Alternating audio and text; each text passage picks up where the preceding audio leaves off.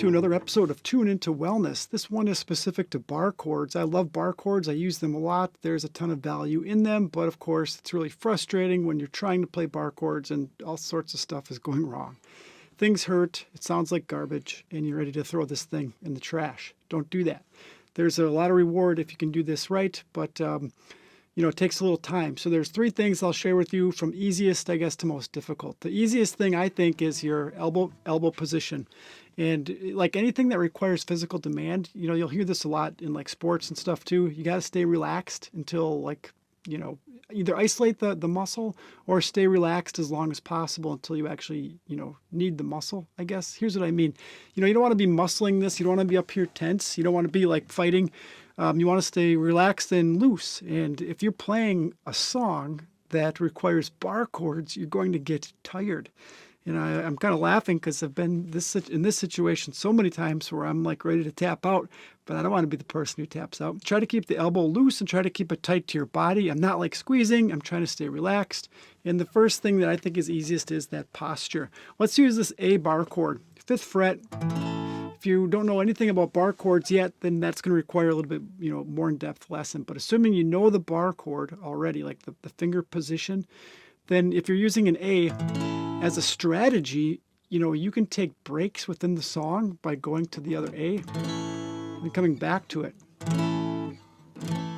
Same with all the bar chords, okay? So 5th fret, A bar chord, and then I'm going to slide over to a G.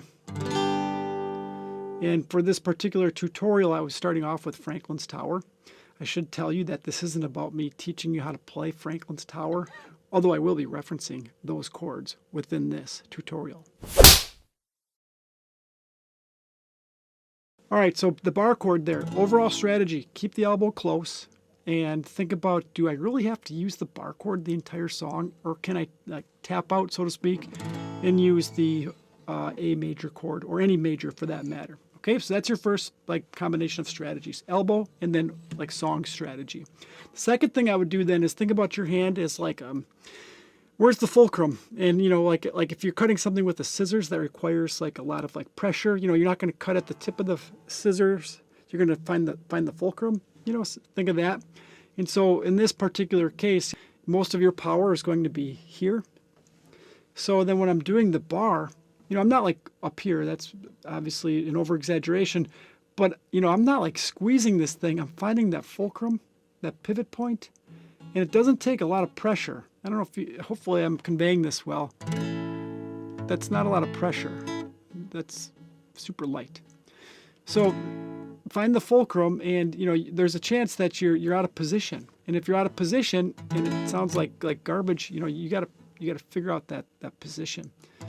And that kind of leads into the third and final tip, and that is the hardest one, which is time.